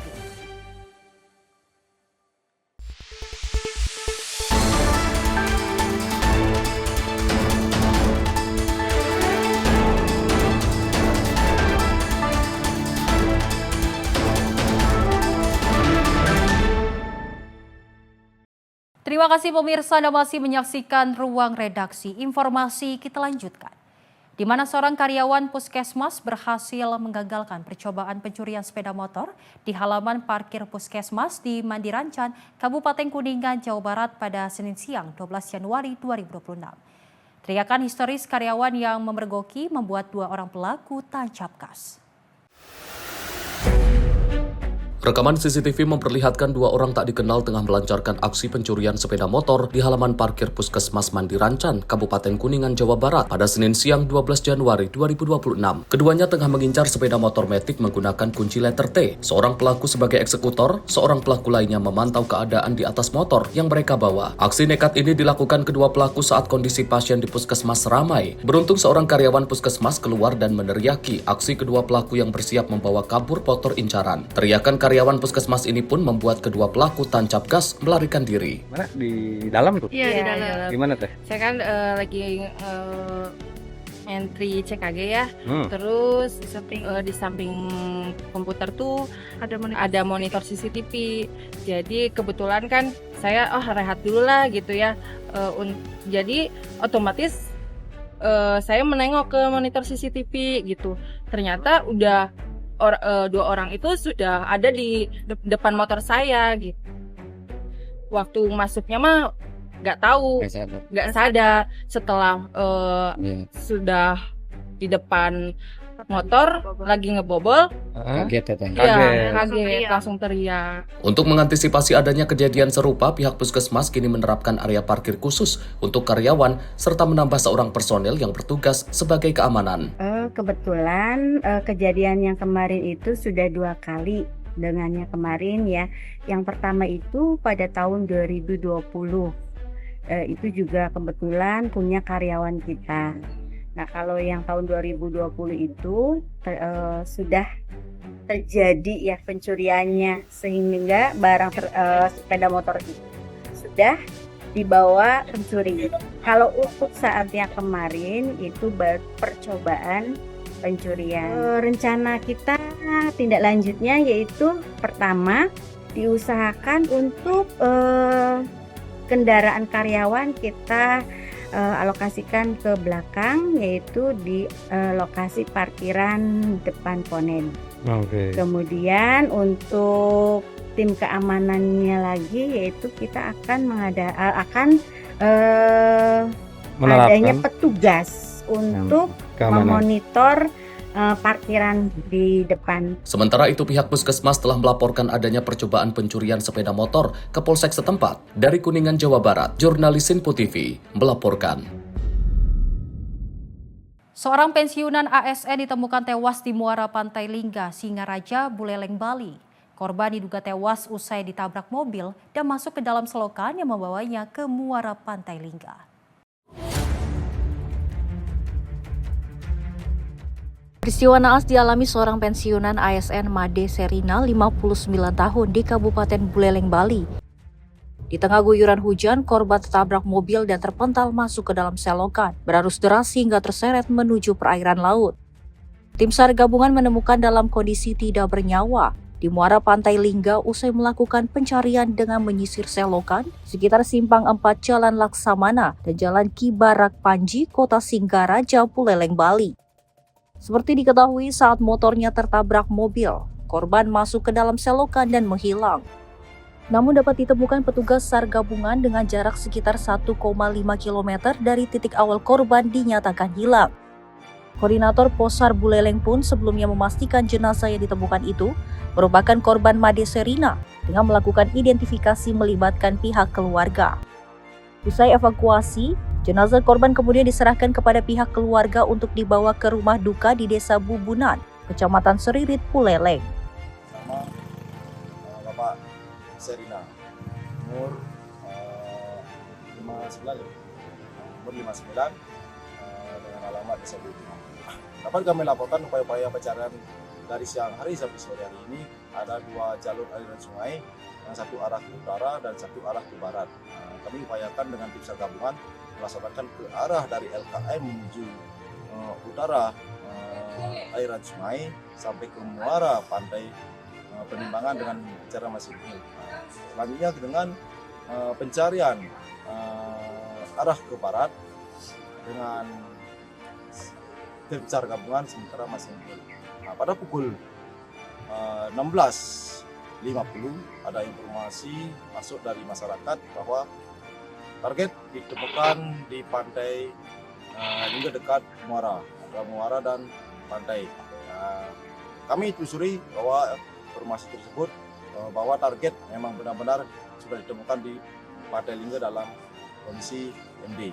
Langsung kami dari LKM menuju lokasi pantai Lingga untuk mengevakuasi target, dan kami tim SAR gabungan berkoordinasi dengan PMI Kabupaten Buleleng untuk melaksanakan evakuasi, dan kami serahkan ke keluarga target bahwa dilanjutkan dan dibawa ke rumah duka Desa Bubunan. Korban diduga kuat terseret arus selokan hingga masuk ke perairan laut sebelum akhirnya ditemukan di muara pantai Lingga. Kemungkinan korban sempat terbawa arus ke laut karena hilir dari lokasi kejadian mengarah ke pantai, Penimbangan, dan sekitarnya. Dari Bali, jurnalis Info TV melaporkan. Pemirsa, mayat seorang pria tanpa identitas ditemukan di area tempat pemakaman umum TPU Komplek BRI Jaka Sampurna, Kota Bekasi, Jawa Barat. Korban ditemukan dalam kondisi tertutup dedaunan dengan bekas luka jeratan ikat pinggang di leher serta luka memar di bagian wajah. Korban diduga merupakan korban pembunuhan.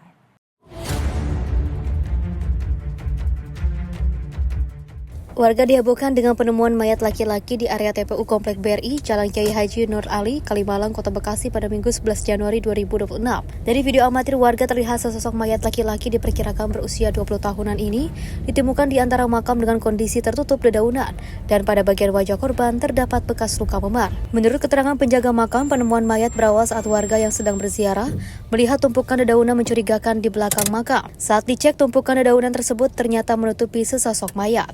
Ada ibu-ibu yang ziarah, persis di belakang makam yang dia ziarah. Oke. Seperti itu lah. Saya mau memang keluarga di sini sekeluarga. Itu tempat tinggal saya. Tapi saya karena istri di Kebayoran, jadi saya datang pagi pulang malam gitu, sore habis maghrib atau apa. Bang, itu mayatnya laki-laki? Laki-laki. Sekitar umur berapa, Bang? Umur masih tanggung ABG ya. Sementara itu, Kasat Reskrim Polres Metro Bekasi Kota menjelaskan korban ditemukan dengan bekas jeratan ikat pinggang di leher serta luka memar di bagian wajah. Saat ditemukan, mayat dalam kondisi tertutup dedaunan. Ciri-ciri korban saat ditemukan mengenakan celana jeans panjang warna biru, kaos lengan panjang warna abu-abu, dan memakai kawat gigi. Jenazah seorang laki-laki di TPU Komplek BRI Jalan Kiai Haji Nur Ali, RT 04 RW 02, Kelurahan Jaka Sampurna, Kecamatan Bekasi Barat, Kota Bekasi. Sampai dengan saat ini terhadap identitas dari korban sendiri ini kami belum menemukan identitasnya. Mohon rekan-rekan bisa dibantu untuk kami dapat mengetahui siapa identitas dari korban ini. Kemudian dari hasil TKP awal bahwa yang bersangkutan ditemukan di TPU dalam kondisi terjerat, lehernya terjerat oleh ikat pinggang. Nah, kemungkinan besar, tapi ini masih kami dalami dan masih kami telusuri lebih lanjut. Makanya kami mohon bantuan kepada rekan-rekan untuk membantu mempublikasi daripada korban ini untuk kita mengetahui dari identitasnya, kemudian penyebab peristiwa apa yang terjadi. Coach, jenazah dari pemeriksaan sementara itu juga pukulan apa gimana Pak Kasat? Yang dari secara kasat mata ada luka memar-memar di bagian muka.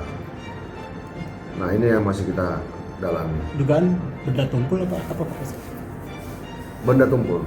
Pak, ciri-ciri korban Pak saat ini menggunakan pakaian apa dan usia? Ciri-ciri korban pakai baju warna apa? Celana panjang blue jeans, kaos lengan panjang abu-abu. ada tato atau ada ciri khusus? Korban menggunakan kawat gigi. Pasca penemuan mayat, lokasi langsung dipasang garis polisi dan untuk kepentingan otopsi, mayat pria tanpa identitas tersebut dievakuasi ke Rumah Sakit Polri Kramat Jati, Jakarta Timur. Hingga saat ini kasus masih dalam penyelidikan Polsek Bekasi Barat bersama dengan Polres Metro Bekasi Kota dan Polda Metro Jaya. Di Bekasi, Jawa Barat, jurnalis Simpo TV melaporkan. Informasi peristiwa lainnya pemirsa, di mana seorang pemuda ditangkap aparat kepolisian lantaran mencuri sepeda motor milik rekan kerjanya. Diduga pelaku mencuri sepeda motor untuk koleksi pribadinya. Seorang pemuda berinisial AS 23 tahun diamankan aparat kepolisian usai mencuri 3 sepeda motor milik rekan kerjanya sendiri. Aksi tersangka terungkap setelah korban yang tinggal satu kos mencurigai gelagat pelaku. Kecurigaan mulai menguat ketika pelaku beberapa kali meminjam motor rekannya dan mengembalikannya, namun beberapa hari kemudian motor tersebut hilang. Pola serupa juga terjadi setiap pelaku pindah tempat kerja. Setelah didesak, AS akhirnya mengakui perbuatannya. Tersangka sengaja menduplikasikan kunci motor yang dipinjam untuk kemudian mencurinya. Motor-motor hasil kejahatan itu kemudian dibawa ke kampung halamannya di Pacitan, Jawa Timur. Wakapolresta Solo AKBP Sigit menyampaikan, laporan kehilangan yang berulang di tempat kos tersebut menjadi awal terkuaknya kasus pencurian ini. Sepeda motor Vario, TKP di Alfamart Veteran Serengan. Yang kedua sepeda motor Aero di TKP Alfamidi Kartosuro Sukoharjo menggunakan kunci palsu, kemudian mengambil sepeda motor. Untuk penangkapan tersangka saudara AS dilakukan penangkapan yang tadi saya sampaikan di luar kota. Untuk barang bukti 1 buah BPKB, 1 buah SNK, 1 buah flash disk berisi rekaman CCTV, dan 1 unit sepeda motor merek Honda. Terhadap terduga pelaku dikenakan pasal pencurian dengan pemberatan pasal 363 dengan ancaman hukuman penjara selama-lamanya 7 tahun. Selain 3 unit sepeda motor, polisi juga menyita STNK, plat nomor, flash disk, dan 1 unit ponsel sebagai barang bukti. Akibat perbuatannya, tersangka dijerat pasal 362 KUHP tentang pencurian dengan ancaman hukuman maksimal 7 tahun penjara. Dari Solo, Jawa Tengah, Raditya Hermansyah, Simpo TV melaporkan.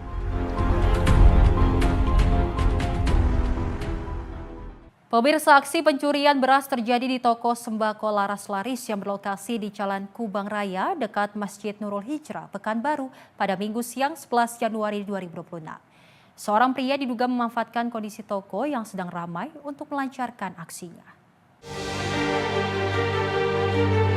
Aksi pencurian beras terjadi di toko sembako Laras Laris yang berlokasi di Jalan Kubang Raya dekat Masjid Nurul Hijrah, Pekanbaru pada Minggu 11 Januari 2026. Menurut keterangan pemilik toko, kejadian terjadi sekitar pukul 12.50 waktu Indonesia Barat. Saat itu seorang pria datang menggunakan sepeda motor Honda Revo dan masuk ke dalam toko tanpa melakukan transaksi atau berkomunikasi. Setelah diduga memantau situasi, pelaku keluar dari toko dengan membawa 3 karung beras merek Belida ukuran 10 kg. Saat kejadian, kondisi toko sedang ramai pengunjung dan pemilik toko sibuk melayani konsumen. Pemilik toko baru menyadari kehilangan setelah pelaku menjauhi lokasi. Aksi serupa juga terjadi pada Sabtu 10 Januari 2026. Pelaku dengan ciri-ciri serupa juga diduga beraksi di toko sembako Anugrah Jaya Kubang. Pada kejadian tersebut, pelaku sempat dipergoki pemilik toko dan gagal membawa barang curian, namun berhasil melarikan diri. Hingga saat ini pelaku diduga masih berkeliaran. Pemilik toko dan warga mengimbau para pelaku usaha sembako untuk meningkatkan kewaspadaan, terutama saat kondisi toko sedang ramai. Tim redaksi Simpo TV melaporkan. Aksi cabul seorang pria warga negara asing terhadap seorang wanita di Taman Literasi Blok M, Kebayoran Baru, Jakarta Selatan viral di media sosial. Pelaku diduga melakukan aksinya agar bisa dideportasi ke negaranya. Pelecehan seksual terhadap seorang wanita saat berkunjung ke Taman Literasi Blok M, Kebayoran Baru, Jakarta Selatan viral di media sosial. Dalam video viral, pelaku yang merupakan seorang warga negara asing diketahui memamerkan alat kelaminnya sambil terus memanggil sang wanita. Khawatir akan perilaku yang bisa membahayakan dirinya, korban pun melaporkan pria WNA ini ke pihak keamanan taman. Pelaku yang sempat diamankan sayangnya harus dilepas karena korban enggan menjalani proses laporan ke pihak kepolisian. Imigrasi ada, pihak Sudin ada, dari pihak kepolisian Kebayoran dan kepolisian Polres. Dari Jakarta, Polres. Ya, Jakarta Selatan juga. Dari pengunjung sendiri sih menurut saya dari pribadi nih, kayak pakaian tuh jangan terlalu terbuka lah. Kalau ada kejadian yang serupa atau yang lain tuh langsung menghubungi pihak keamanan atau pihak tenan yang tahu nomor-nomor security juga di sini biar cepet ditanganin gitu, biar nggak makin merambat ke lain gitu kejadiannya gitu. Untuk mengantisipasi kejadian serupa, pihak keamanan Taman Literasi mengimbau agar para pengunjung wanita tidak mengenakan pakaian terlalu terbuka dan segera melaporkan ke pihak keamanan jika menemukan tindak kejahatan. Dari Jakarta, jurnalis Simpo TV melaporkan. Polisi mengungkap upaya penyeludupan 122,5 kg sabu-sabu yang dilakukan 3 orang pria dari Aceh menuju Jakarta dengan kamuflase 8 ton jengkol di Pelabuhan Bakaheni, Lampung. Miris ya pemirsa, 2 dari 3 pelaku merupakan korban bencana banjir Aceh yang tergiur upah 10 juta rupiah dan perbaikan rumah yang rusak diterjang banjir.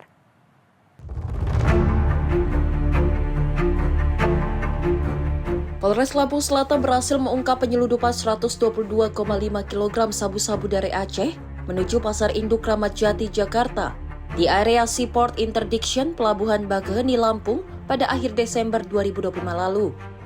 Penyeludupan dilakukan oleh 3 orang pria berinisial WS, R, dan S menggunakan mobil truk Colt diesel yang dikamuflase dalam muatan 8 ton jengkol. Kapolda Lampung Irjen Pol Helvi Assegaf menyebut modus kamuflase sabu yang dikemas 114 paket ini dilakukan secara terencana untuk mengecoh petugas. Jika ditotal nilai ekonomi 122,5 kg barang bukti sabu-sabu ditaksir mencapai 122,5 miliar rupiah. Dari hasil pemeriksaan, tersangka WS mengaku dikendalikan bandar besar berinisial SEM yang saat ini telah ditetapkan DPO. WS bertindak sebagai pengawal dan pengendali pengiriman dengan imbalan 100 juta rupiah.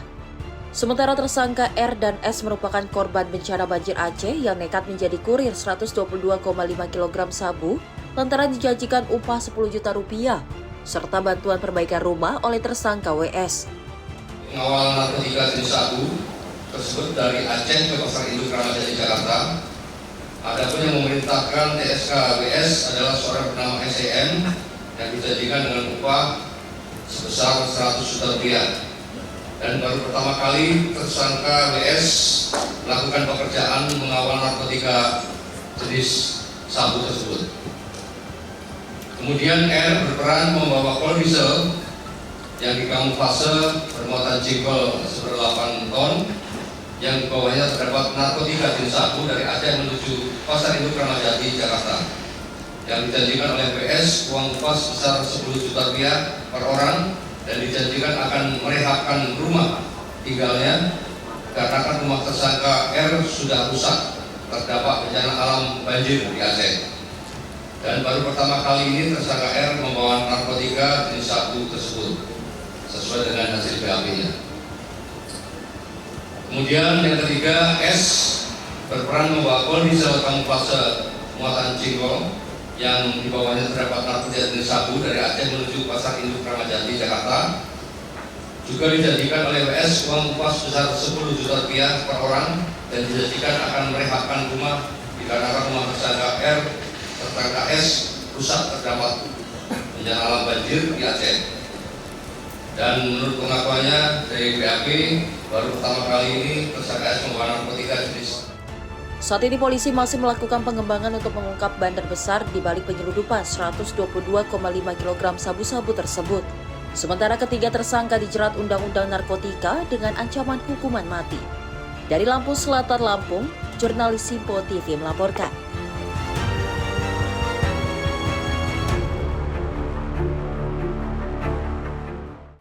Setelah 3 tahun masuk dalam daftar pencarian orang, Muhammad Arifin pelaku penyiraman air keras terhadap istri akhirnya berhasil ditangkap aparat Direktorat Reserse Perlindungan Perempuan dan Anak serta Pemberantasan Perdagangan Orang Polda Sumatera Selatan. Pelaku ditangkap di kawasan Keramasan, Kertapati, Palembang saat sedang bekerja.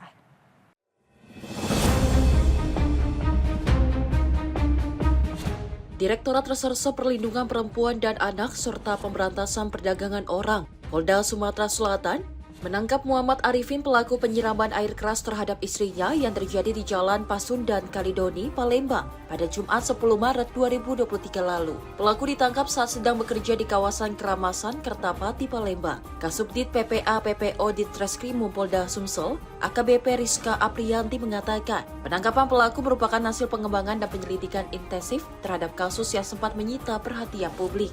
Dan untuk motif utama pelaku adalah cemburu terhadap korban dan ditambah persoalan ekonomi. Akibat penyiraman itu, korban mengalami luka bakar parah di bagian wajah. Usai melakukan aksinya, pelaku melarikan diri dan menjadi daftar pencarian orang atau DPO. Tim kami dari Direktorat PPA berhasil menangkap pelaku.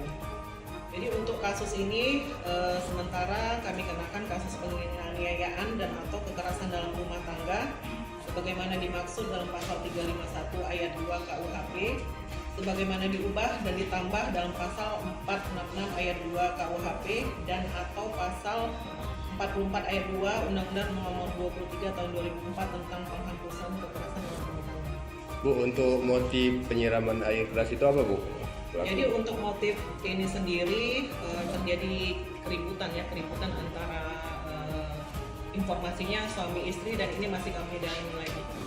Jadi untuk kondisi korban sendiri lukanya cukup berat ya.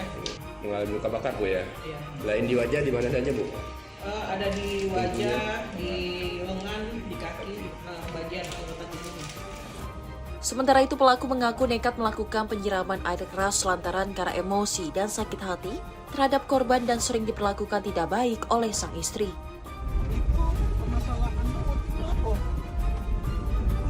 Ini Pak, dia tempatnya masuk ke lanang. Sudah tuh aku galak sering tak dijak makan kalau 2 hari, 3 hari galak Pak. Buka pintu lah dibukainya galak tidur sana sini aku Pak.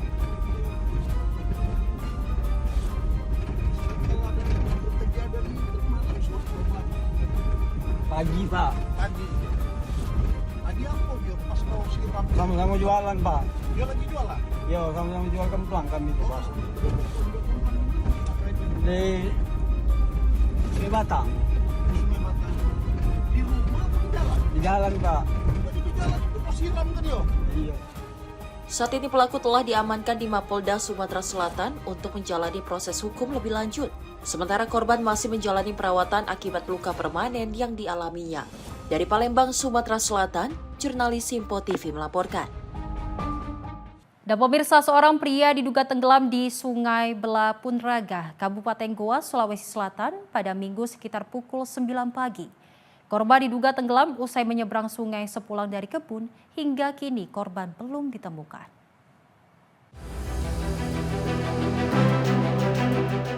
Operasi pencarian terhadap seorang pria yang diduga tenggelam di Sungai Belapun Raga, Dusun Papareang, Kecamatan Parangloe, Kabupaten Goa, Sulawesi Selatan memasuki hari kedua. Hingga sore hari, tim SAR gabungan belum menemukan tanda-tanda keberadaan korban. Korban diketahui bernama Andi, 30 tahun, seorang laki-laki yang dilaporkan tenggelam saat menyeberangi sungai sepulang dari kebun pada Minggu pagi. Operasi SAR dilanjutkan sejak pukul 7 pagi dengan strategi pencarian diperluas. Kepala Seksi Operasi dan Siaga Kantor Pencarian dan Pertolongan Kelas A Makassar, Andi Sultan, menjelaskan bahwa pencarian hari kedua difokuskan pada beberapa sektor dengan pembagian 4 Search and Rescue Unit atau SRU. Hari kedua ini pencarian kami lakukan dengan membagi 4 SRU. Ada yang melakukan penyelaman di sekitar lokasi kejadian, penyisiran darat di sisi kiri dan kanan sungai hingga 3 km ke arah hilir, dengan pencarian menggunakan perahu karet sejauh 6 km, serta pemantauan debit air di sekitar jembatan Parangloe. Hari ini pencarian hari kedua yang dimana kondisi menggunakan manusia yang terjadi di Sungai Belapun Raga, Dusun Papareang, Kecamatan Parangloe, Kabupaten Goa, Provinsi Sulawesi Selatan. dan hari ini memasuki pencarian hari kedua, dan pada pukul 07.00 tadi tim SAR gabungan telah melaksanakan pencarian atas nama korban, atas nama Andi, 30 tahun, yang dimana tenggelam di sungai tersebut. Dan pada pukul 07.00 tadi kami telah melaksanakan pencarian dengan membagi 5 seru, yang dimana seru pertama melakukan penyisiran dengan menggunakan perahu karet, dan seru 2 melakukan juga penyisiran dengan menggunakan juga perahu karet. Begitu juga dengan teman-teman yang lain melakukan penyisiran dengan penyisiran di pinggir kiri kanan sungai, dan selanjutnya tim selanjutnya melakukan penyelaman yang dimana diduga korban hanyut. Namun sampai saat ini masih nihil. Adapun kendala yang dihadapi tim SAR gabungan adalah arus bawah yang lumayan kencang, sehingga dikhawatirkan akan membahayakan keselamatan tim penyelam. Meski hasil pencarian hari ini masih nihil, tim SAR gabungan tetap bekerja maksimal dan mengutamakan keselamatan seluruh personil. Operasi pun dihentikan sementara dan akan dilanjutkan kembali. Dari Kabupaten Goa, Sulawesi Selatan, jurnalis Simpo TV melaporkan. Dan pemirsa, informasi tadi sebagai penutup jumpa kita kali ini dalam Ruang Redaksi. Dan saya Selis Regar mewakili kru yang bertugas pamit undur diri. Terima kasih dan sampai jumpa.